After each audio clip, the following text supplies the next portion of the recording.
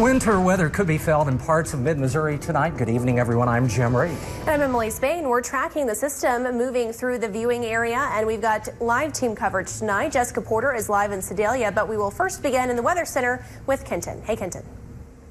Hey guys, thank you very much. Let's start this off. I'm sure if you're headed out there this evening or you want to, there's a Mizzou game going on. You want to know what's going on the roads. Now this is what's happening. We have this rain falling down, and we're going to have these actual freezing rain falling on Thursday morning there. So a first heads up to that happening. Now you can see on live Doppler 8 first alert radar, this rain continuing to roll through. The temperatures continuing to cool as well. I'm tracking that through the rest of our area through tonight and through to the day tomorrow, especially. That's coming up later. And also, Jessica Porter is live in Sedalia. Let's take it over to her. What are you seeing on the roads versus those elevated surfaces there in Sedalia? Right, the roads here aren't too bad just yet. They're just wet. The last checked, it was about 30 degrees here, so things are starting to freeze. Kenton, like you mentioned, things like tree branches and stop signs, we are starting to see some ice on those. For tomorrow morning, like you mentioned, bridges and highways could be dangerous. Watch out for that black ice. I just spoke to a city official who told me here in Sedalia they did pre-treat the roads with salt and sand. However, because of the rain, it washed most of that pre-treatment away. Now, currently, they're still here, so they're not too concerned about the icy conditions. They're just ready for that warm summer weather, excuse me. Reporting live in Sedalia, Jessica Porter, KMU8 News. And for more information on closings and cancellations due to the weather, visit our website at KOMU.com. On the same day, hundreds of Florida students walked out of school. Several Missouri chapters of the National Advocacy Group for Gun Control rallied in Jefferson City. KOMU8's Dallas Parker is live in the Capitol to tell us why Missouri moms confronted lawmakers. Earlier today, I witnessed hundreds of registered advocates, adults and children, with Moms Demand Action fill the rotunda here at the Capitol. Now, their mission to get inside the minds of legislators in favor of House Bill 1936. More than 300 advocates for gun control filed into the Capitol earlier today to confront legislators about House Bill 1936. This bill would lessen the number of gun-free zones in Missouri. It would also prohibit those zones from imposing any policies that won't allow people to carry their concealed weapons. And we want them to know that they report to us, the people, and not to the gun lobby. I also talked to Representative Richard Brown of Kansas City, who says he's glad the group rallied here at the Capitol today. And he says in light of the school shooting in Florida, Americans really need to consider stronger gun control policy or else things may never change. Live at the Capitol, Dallas Parker, KMU8 News. Several mid-Missouri school districts are talking about tighter security following the Florida shooting. The Southern Boone County District partnered with Ashland Police to increase security. Officers will work alongside school resource officers to patrol the school grounds. The superintendent hopes to see more schools adopt the plan. I would love to see partnerships like this throughout school districts.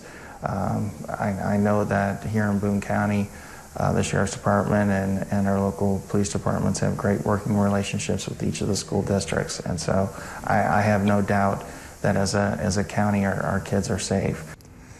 Columbia and Jefferson City schools are currently reviewing their own security. Columbia is on the road to expanding community policing. The Columbia City Council voted unanimously last night to support citywide community-based policing.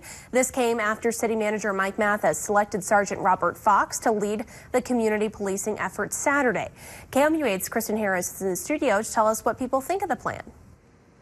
The resolution directs Mathis to design a community-oriented policing program and transition plan for the Columbia Police Department. Stakeholders like community members will be involved in the planning. We can talk about the money, but the leadership matters. Residents used Monday night's meeting to express their concerns. I expect the city to treat this project with the respect it deserves. Their support. The cost is unknown at this time and will depend on the programs Fox and Mathis choose to create in the next 6 months. Although the community policing pilot program is already active in 4 communities in Columbia, Thomas said community engagement is essential in the next 6 months for building a consensus between the police and the community. In the studio, Kristen Harris, KOMU8 News. Today, Attorney General Josh Hawley talked about his stance on sexual harassment in state government and the workplace. He announced a partnership with the Women's Foundation. He says a full review of existing harassment policies across state government will occur. We'll have an update on KOMU 8 News at 9 and then after the Olympics. Governor Greitens spoke in Mexico today about poor treatment for veterans. KOMU 8's Chelsea Haynes is in the newsroom with details on a long-running controversy.